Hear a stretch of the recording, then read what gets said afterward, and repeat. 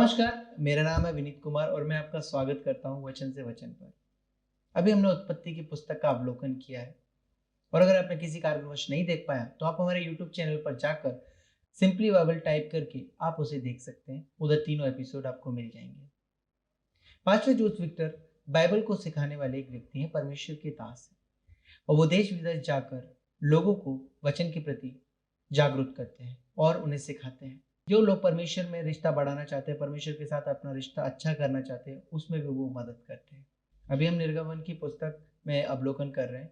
आशा करता हूँ कि आपने पेन पेपर और अपना बाइबल ले लिया होगा और आप हमारे साथ बने रहिए। ठीक है, अंत तक, उत्पत्ति से प्रकाशित वाक्य तक आपको पूरा बाइबल का ज्ञान रहेगा। अगर आपको हमारा ये वीडियो पसंद आया हो तो आप हमें कांटेक्ट करें, इससे हमें प्रेरणा मिलेगी। आइए हम जोस विक्टर सर के साथ निर्गमन पुस्तक का अवलोकन करें। Praise the Lord.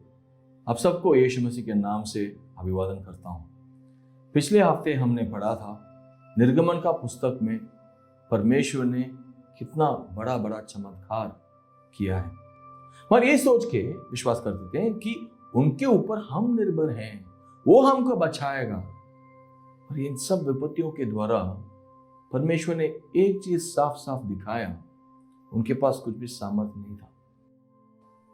Praise the Lord. अब सबको यीशु मसीह के नाम से अभिवादन करता हूं। पिछले बार हमने पढ़ा निर्गमन का पुस्तक में परमेश्वर ने उनका लोगों को कैसे बाहर लेके आया मिस्र देश से, लाल समुद्र को फाड़ा और उनको बाहर लेके आया। वो लोग भी लाल समुद्र को पार करके आया। हमने देखा मिस्र देश का सेना पूरा डूब गया।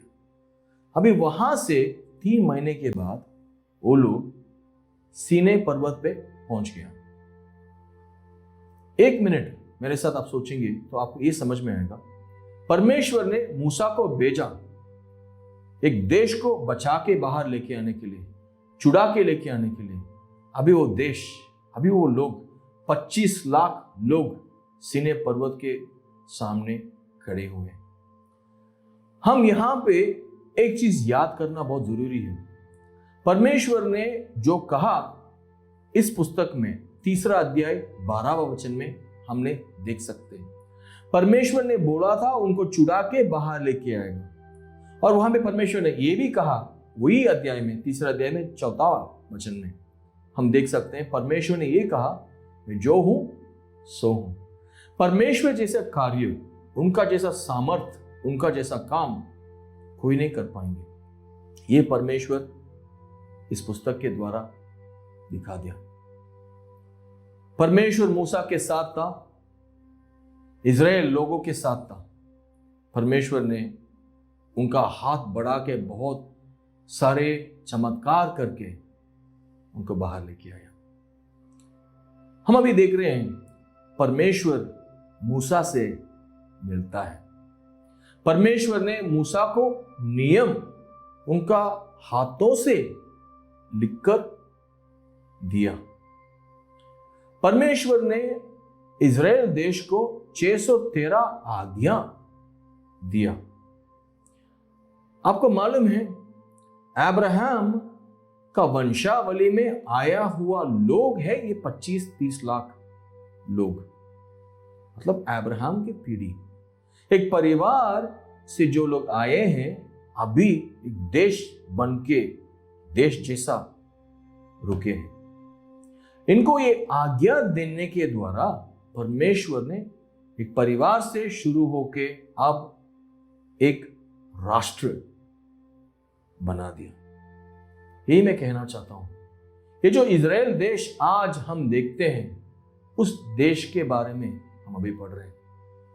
परमेश्वर ने जो भी काम किया है वो सच में किया है, वो हमारा आंखों के सामने है। हाँ, दिख के चलने वाले विश्वास में हम नहीं है। परमेश्वर के ऊपर विश्वास रख के चलने वाले लोग हम बनना चाहिए। ये क्यों कहता हूं कि निर्गमन पुस्तक हम पढ़ने के समय पहला 12 अध्याय में हम देखते हैं परमेश्वर कैसे मिस्र देश में बड़ा चमत्कार का काम किया और 12 गोत्र से आया हुआ लोगों को बचा के कैसे बाहर लेके आया। और उसके बाद 13 अध्याय से 18 अध्याय के अंदर हम देख पाते हैं ये लोग अभी मिस्र देश से चल के सीने पर्वत तक कैसे पहुंचा। बहुत सारे चमत्कार किया परमेश्वर। 12 से 18 के अंदर हम देख सकते हैं, पढ़ेंगे तो समझ में आएगा, पढ़िए घर पे। और 19 से 24 अध्याय के अंदर हम देखते हैं परमेश्वर का आज्ञा मानने के बारे में परमेश्वर उनको कैसे सिखा रहे हैं। आपको मालूम है अब्राहम के साथ परमेश्वर जो बादशाह बांधा वो बिना शर्त का है। जो भी अब्राहम की पीढ़ी में आएंगे वो लोग उस बादशाह के अनुसार विरासत में आशीष पाएंगे। मगर मूसा के साथ जो परमेश्वर अभी नियम जो दे रहा है, मूसा के साथ जो बादशाह बांध रहा है परमेश्वर, उसके अनुसार लोगों को चलना पड़ेगा। अभी शर्त के साथ ही उनको आगे जाना पड़ेगा। मूसा के साथ जो वाचा बांधा परमेश्वर, उसमें शर्त है। यही बात 19वां अध्याय में हम वो देख पाएंगे। और अभी वो लोग बिना शर्त का जीवन नहीं जी सकते हैं। हाँ, अब्राहम के पास जो वादा दिया हुआ देश उनको मिलेगा, मगर उस देश में राज्य करने के लिए, उस देश का फल खाने के लिए, उस देश में रहने के लिए, आगे बढ़ने के लिए उनको मूसा के द्वारा जो नियम आया उसको पालन करना पड़ेगा। जब हम जैसे व्यक्तियों पाप में एक जीवन जीते हैं, एक पवित्र परमेश्वर हमसे एक रिश्ता बनाता है और वो परमेश्वर हमको पवित्र बनने के लिए रास्ता दिखा रहे हैं और आज्ञा दे रहे हैं और अगुवा कर रहे हैं और आगे लेके जा रहे हैं। इससे ज्यादा आसान तरीका कुछ हो सकता है क्या पवित्र बनने के लिए? परमेश्वर खुद मदद कर रहा है हमको। यही क्या परमेश्वर जैसे थे वैसे ही है, वैसे ही रहेंगे। ये आपको समझना चाहिए। और 25वां अध्याय से शुरू होकर 31वां अध्याय के अंदर हम देखेंगे परमेश्वर अब तंबू बनाने का निर्देश उनको दे रहा है। पहले हमने देखा परमेश्वर उनके साथ था, परमेश्वर उनसे बात किया। अभी परमेश्वर उनको मिलने के लिए एक जगह बनाने के लिए निर्देश दे रहा है। परमेश्वर उनको एक आराधना का जगह अभी दिया है। परमेश्वर खुद उस जगह पे उनका शकीना महिमा के रूप में उनके सामने प्रकट किया। शकीना महिमा का अर्थ यह है कि परमेश्वर का प्रकट होना। हम सारे जगह पे सुना होगा शकीना महिमा यहां पे, शकीना महिमा वहां पे। शकीना महिमा ऐसा एक पवित्र महिमा है। खुद मूसा उस बादल के अंदर प्रवेश नहीं कर पाया। जो जगह पे शकीना महिमा बढ़ गया, उस जगह पे मूसा खुद प्रवेश नहीं कर पाया। इसके बारे में भी हम आगे थोड़ा पढ़ेंगे। ये जो तंबू 150 फुट लंबा था, 75 फुट चौड़ाई में था और ये तंबू में मिलने का एक जगह था। वो मिलने का जगह 45 फुट लंबा था, 15 फुट चौड़ाई में था। उसके अंदर एक पर्दा भी था। उस पर्दा की और उसके अंदर एक संदूक था। वो एक संदूक लगभग 4 फुट लंबा था, 2.5 फुट चौड़ा था और 2.5 फुट का गहराई में था। हम उसको पढ़ सकते हैं। देखिए, उस संदूक के ऊपर एक सोना का पट्टी और पटरी रखा गया था। हम उसको बोलते हैं दया का सिंहासन। वहां पे 2 खरूब भी रखा गया था। आदि पवित्र जगह था। उसके ऊपर परमेश्वर का महिमा आके रहा। उस जगह पे परमेश्वर उनका महिमा से भरा। परमेश्वर जो सृष्टि करता है, सब चीज को जो निर्माण किया है, मिस्र देश में बहुत बड़ा बड़ा चमत्कार किया है, वो परमेश्वर अभी लोगों के सामने खुद को महिमा के द्वारा प्रकट कर रहा है। मालूम है, वो जगह इतना पवित्र था, मूसा खुद अंदर नहीं जा पाया। वहां पे मुख्य याजक वो भी साल में एक बार ही प्रवेश कर सकता था। उस जगह पे वो जाएगा साल में एक बार, वहां पे लहू को उड़ेलता था। उस जगह को अति पवित्र जगह हम कहते हैं। देखिए, परमेश्वर का महिमा एक खेलने वाला एक चीज नहीं है। उसको तुच्छ नहीं समझ सकते हम, उसको गलत तरीके से हम समझ नहीं सकते। पवित्र है। परमेश्वर का प्रकट होना ही शकीना महिमा है। थोड़ा आप सोच के रहिए। देखिए, परमेश्वर का अति पवित्र जगह पे, जो तंबू में जो अति पवित्र जगह था, उसमें मूसा प्रवेश नहीं कर पाया, तो परमेश्वर कितना पवित्र है थोड़ा सोचिए। उनका महिमा में प्रवेश नहीं कर पाया। मगर मालूम है, आज आप और मेरे लिए अति पवित्र जगह पे जाने के लिए यीशु मसीह एक रास्ता बन गया। यीशु मसीह जब क्रूस पे मरा, तब ये जो पर्दा फट गया। इसका मतलब है, हम बिना रुकावट परमेश्वर के पास यीशु मसीह के नाम से आ सकते हैं। वो भी वो पवित्र जगह पे प्रवेश कर सकते हैं। जो जगह पे मूसा नहीं जा पाया, उस जगह पे यीशु मसीह के द्वारा हम प्रवेश कर सकते हैं। यही है नया नियम का संदेश। इसको ही हम कहते हैं सुख समाचार। हम हमारे पाप की वजह से परमेश्वर के सामने नहीं आ सकते, परमेश्वर के महिमा में प्रवेश नहीं कर सकते, परमेश्वर के करीब नहीं जा सकते, उनका अधिक पवित्र जगह पे हम नहीं जा सकते। मगर यीशु मसीह का लहू के द्वारा, उनका बलि के द्वारा, उनका मृत्यु के द्वारा हम आज वो अति पवित्र जगह पे प्रवेश कर सकते हैं। वो संदूक के ऊपर जो दो करूब है ना, उस जगह को दया का सिंहासन बोल सकते हैं। कहते हैं आज वो दया के सिंहासन पे हम यीशु मसीह का नाम पुकार के हम पहुंच सकते हैं। कितना बड़ा बात है।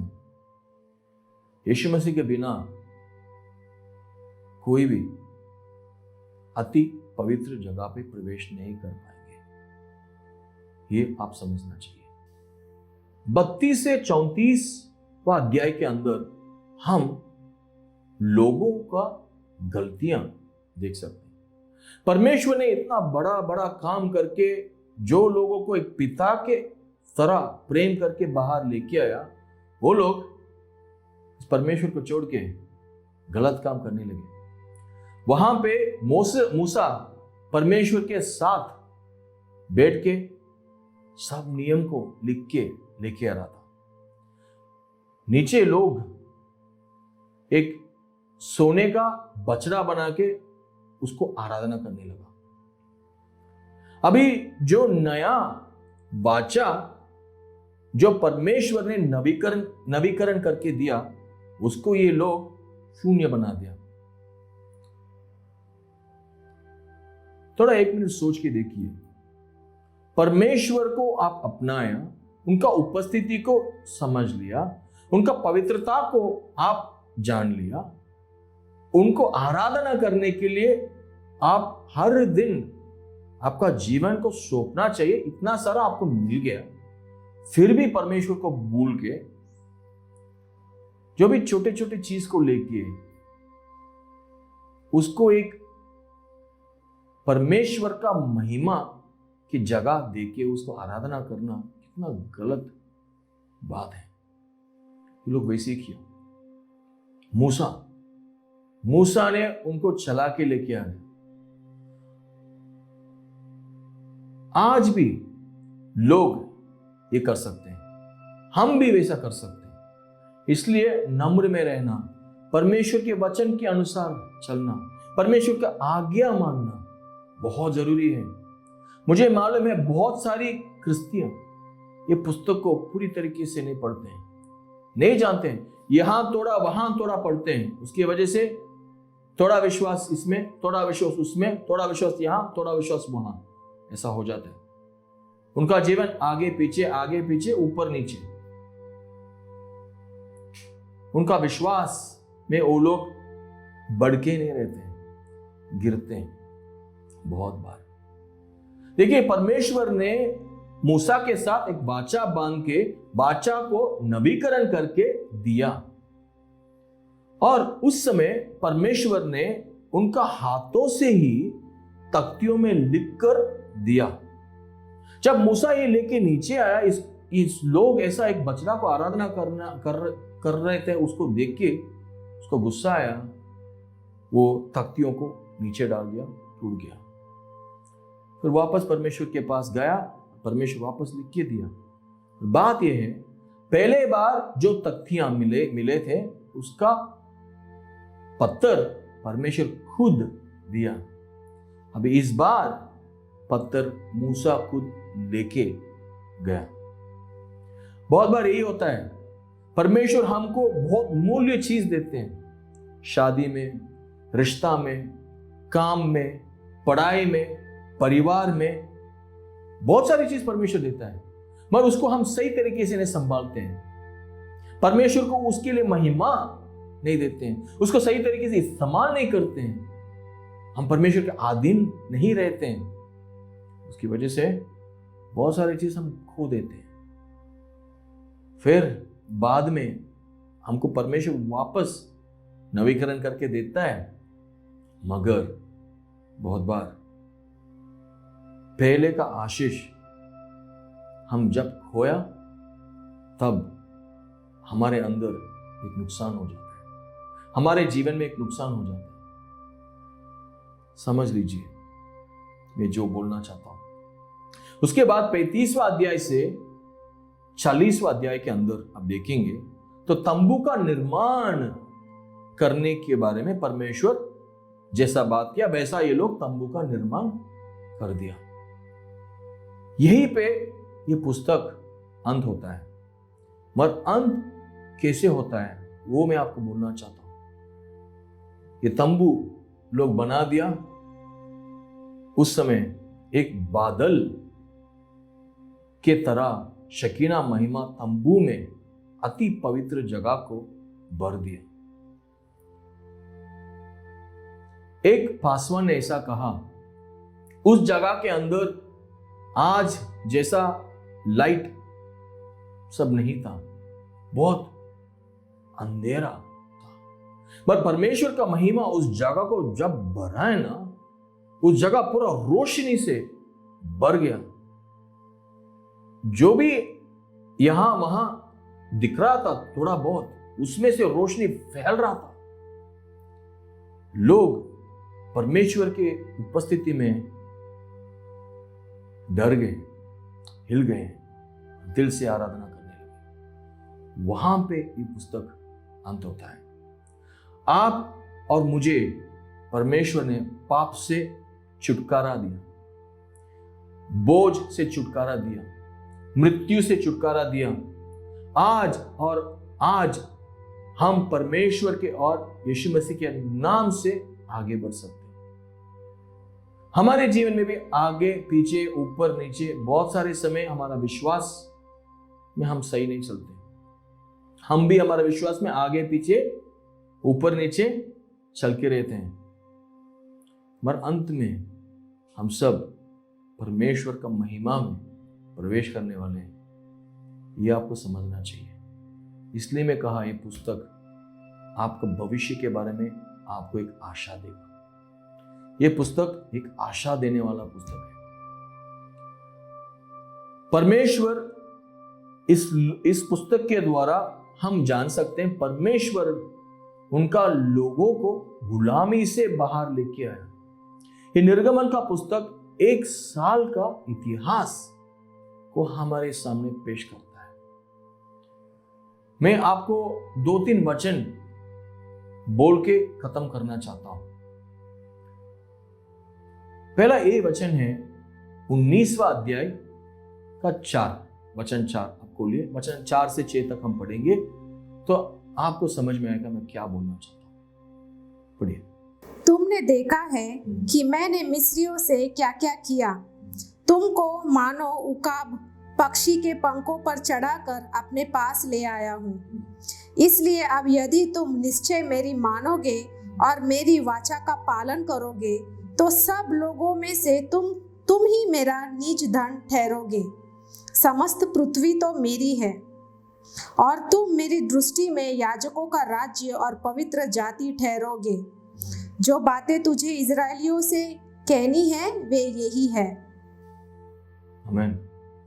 देखिए, परमेश्वर ने लोगों को बोला अभी तुमको आज्ञा मानना पड़ेगा, तो तुम आगे जाने के समय एक ऊंची जगह पे तुम रहेगा। लोग भी यही कहा आप जो भी बोलेंगे वो हम करेंगे, और लोग नहीं करते, नहीं किया। वही हमने इस पुस्तक में देखा। परमेश्वर ने जो भी बात बोला वो करके दिया, लोग ने जो बात बोला वो नहीं किया। हम वैसा नहीं करना चाहिए। परमेश्वर के पास जो भी वादा देते हैं, परमेश्वर के पास आके जो भी हम कहते हैं, परमेश्वर के पास बोलते हैं हम आपका वादा हमको पूरा कर दो, हम आपका आज्ञा मानेंगे, आपके पीछे चलेंगे बोल के हम आते हैं, मगर पलट के निकल जाते हैं। परमेश्वर जब बोलता है ये करो वो करो, नहीं, मेरे को अच्छा नहीं लगता है, मेरे को मेरे रास्ते पे ही जाना है, मेरे को जो अच्छा लगता है वही करूंगा, ये मन लेके हम बैठ जाते हैं। उसकी वजह से नुकसान हमारा होता है, ये समझना चाहिए। 18वां अध्याय तक इस पुस्तक में हम देखते हैं प्रस्थान के पहले जो भी हुआ। 19 के बाद हम देखते हैं प्रस्थान के बाद जो भी हुआ। इस पुस्तक में यीशु मसीह के बारे में भी बहुत सारे चीज लिखा है। जैसा मूसा ने वो झाड़ी में आग देखा, उस समय वहां पे यहोवा का दूत बात किया। वहीं पे आप देखेंगे दूसरा वचन, तीसरा वचन, चौथा वचन सुनेंगे, आपको समझ में आएगा।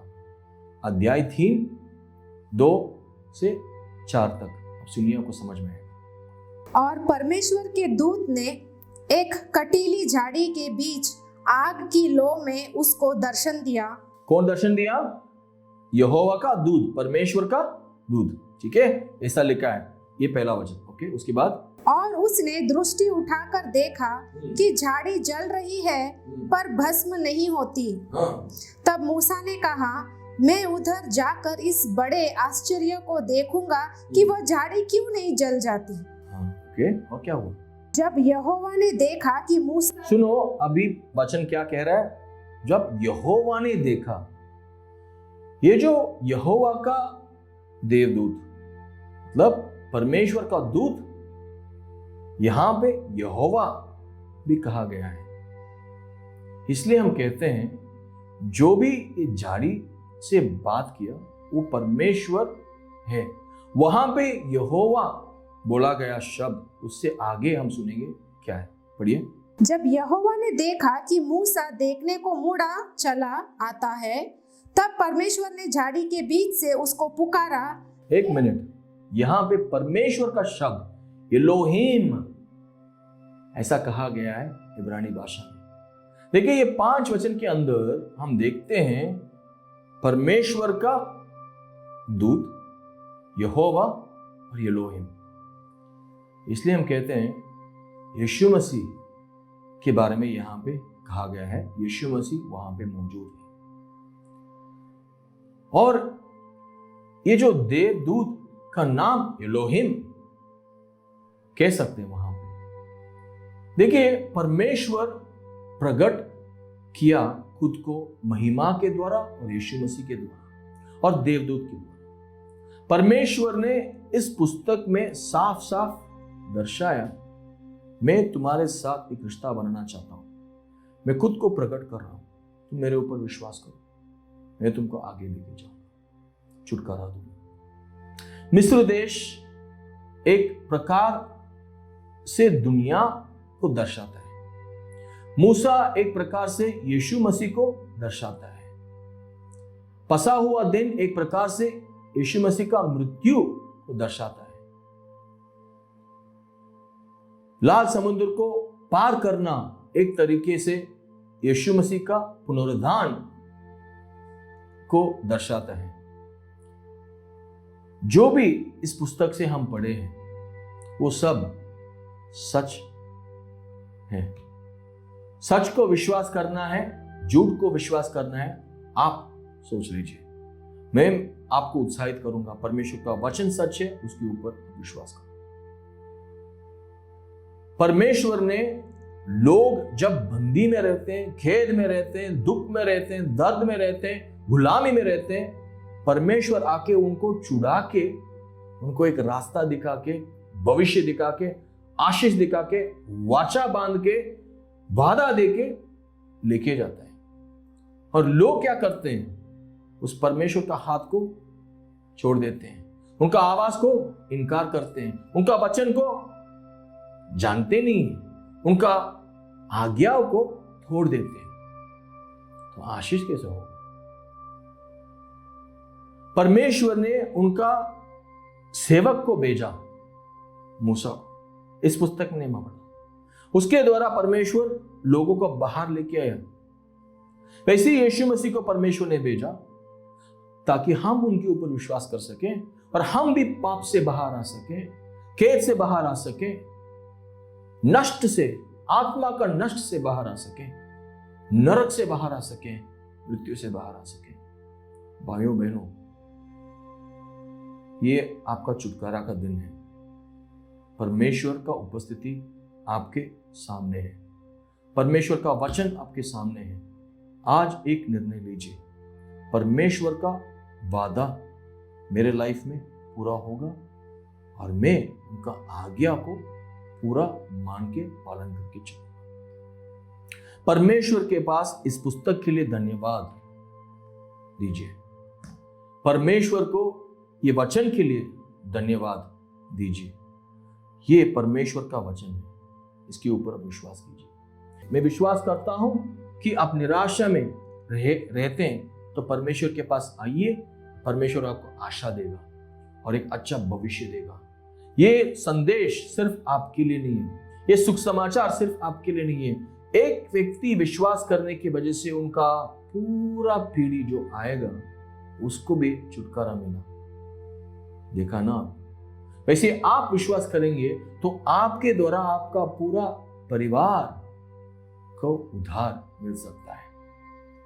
आपको मैं ये कहना चाहता हूं, मृत्यु से बाहर आइए, पाप से बाहर आइए, बंधन से बाहर आइए, गलत जीवन से बाहर आइए। परमेश्वर आपको बहुत अच्छा भविष्य रखा है। परमेश्वर का उपस्थिति आपके साथ रहेगा और आपको आराम देगा। विश्वास कीजिए, प्रार्थना करें। पिता परमेश्वर, मैं आपको धन्यवाद देता हूं ये पुस्तक के लिए।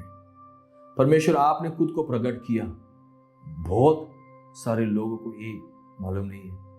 आपने हमको चुनाया, दर्शाया, इसके लिए धन्यवाद। हमसे बात किया, हम उसके अनुसार चलेंगे। हमसे और बात कीजिए, हमको इस पुस्तक के अनुसार चलने के लिए सिखाइए। पवित्र आत्मा से भर दीजिए, रास्ता दिखाइए। हम भी आपका महिमा में एक दिन प्रवेश करना चाहते हैं। जब तक हम इस दुनिया में रहेंगे तब तक आपका पवित्र जन बन के पवित्रता में जिए, आपका नाम लेके जिए, आपके पास वफादारी में जिए। मदद कीजिए, हमारा पाप से हमको छुटकारा दीजिए, तो माफ कीजिए, आगे बढ़ने का ताकत दीजिए, आशा दीजिए। यीशु मसीह के नाम से मैं प्रार्थना करता हूं, आमीन, हालेलुया। परमेश्वर आपका आशीष दे। हम अगले हफ्ते मिलेंगे। God bless you.